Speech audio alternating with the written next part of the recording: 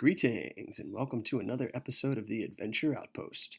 If you're new to the channel, make sure to hit that subscribe button so you don't miss out on that sweet, sweet content. Disney is a place of wonder and majesty where what's real and make believe blend together seamlessly to create an illusion of total immersion into fantasy. And there is perhaps no park that greater exemplifies that than the Magic Kingdom. Though not every park is as good at immersing you into that wonder.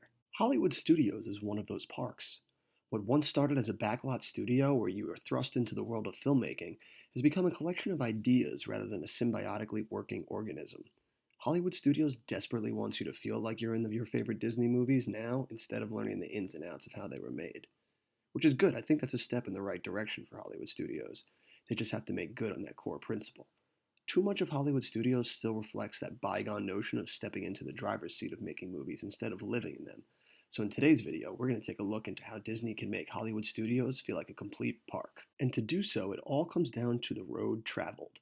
Just take a look at every other Disney park and gander at their pathways. The hub of the Magic Kingdom was an ingenious idea of guiding traffic in and around the park. It's easy to navigate and makes for a better enjoyment of the park as you don't have to backtrack or head down pointless walkways to reach any attractions. The same cannot be said for Hollywood Studios. More of a east and west park, the pathways don't have an easy transition to them that helps guest flow.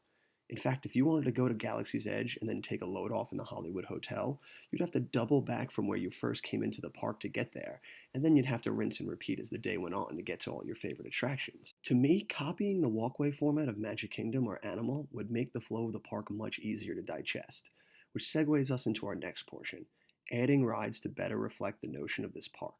If we are to live the movies at Hollywood Studios, then we must be fully immersed in land after land of classic and modern Disney, and right now I just don't feel that in the parks. They've made great strides with Toy Story Land and Galaxy's Edge, but it's not enough. The rest of the park is still horribly outdated and in need of a facelift. So we're going to take a look at their most recent map and starting at the entrance, build a hub and spoke pathway, adding and removing certain attractions to better create a harmonious environment of living in the movies. There isn't anything I would change about the entrance and the pathway into the park. I like the core design, and this would be a good spot to pay homage to the Hollywood studios of old as we transition into the modern version of itself. From there, we'll turn right into Sunset Boulevard, where we'll slip into the Hollywood of yesterday. I like the idea of keeping this theming intact, as it lets us see where we've come from in the world of TV and cinema, and anchoring that around Tower of Terror remains one of Disney's most ingenious bits of theming. I'd just go harder. My last visit, all of the shops in this area of the park were filled with Pixar items to sell. And that's not a terrible thing. I get that we gotta sell merchandise. It's just the wrong spot for these items. I would use this section of the park to sell classic Disney items concurrent with that era of theming. And who doesn't love a little bit of nostalgia? And I wouldn't change much else.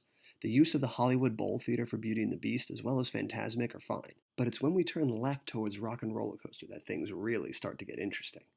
I already talked in a previous video about what should replace this coaster, and I'll leave a link to that video in the upper right hand corner for you to check it out. Now for the sake of completing this park, I have decided that in its place should be a roller coaster themed to The Incredibles, and the once great entranceway with the guitar should be replaced with an easy transition from Old Hollywood into Municiberg. And we are going to use this whole back area to create a huge expansion of the world of Pixar.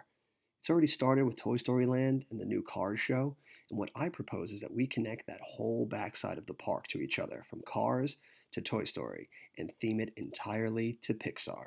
That means doing away with everything behind the soon-to-be Mickey and Minnie's Runaway Adventure. So say goodbye to Ariel and the Star Wars launching bay. The show can be reformatted into any Pixar film, take your pick.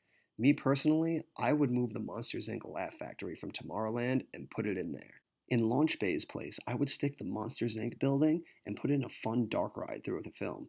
They even have the one at California's Adventure that could fit in there seamlessly.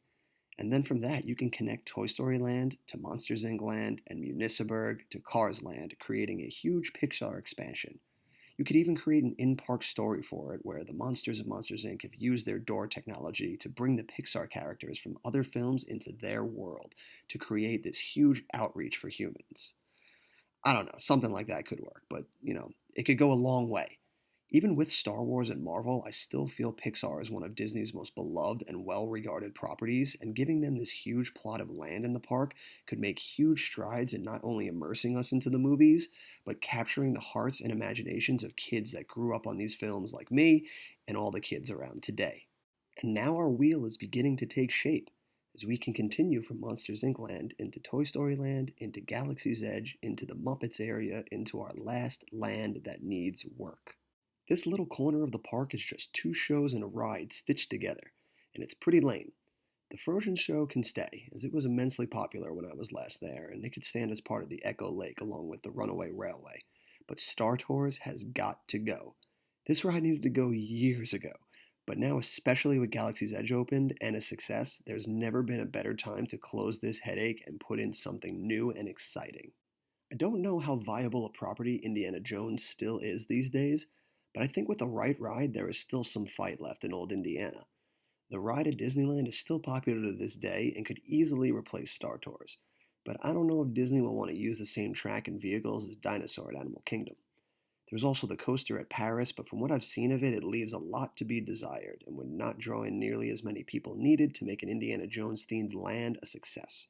So why not throw caution to the wind and create a whole new attraction? One that will astound and wow not only indie fans, but all fans of roller coasters and themed immersion. Why not use the mine scene from Temple of Doom and create a roller coaster centered around that? Now, I know Temple of Doom is a tricky subject with some, based on its outdated stereotypes of Indian culture and slavery, but you can strip all that away and still utilize the mine shaft concept. Maybe Indiana Jones is on a dig, and the company he works for is running tours, and we're going to get a chance to meet him. But before we can, all hell breaks loose as Nazis or whoever is our antagonist shows up to steal the artifact, and it's a race through the mines as we help Dr. Jones retrieve the artifact and save the day.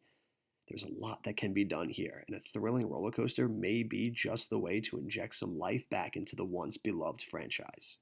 And from there, it's back into the Echo Lake / entrance area, where we are once again swept back into the old history of Hollywood studios, anchored by the Runaway Railway.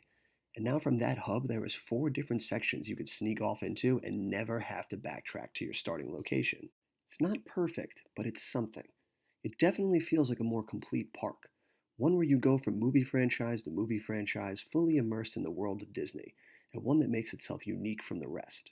A must visit park. I don't know about you, but Hollywood Studios is my least visited park whenever I make the trip down to Florida. And that's a shame, because there is a lot of potential here.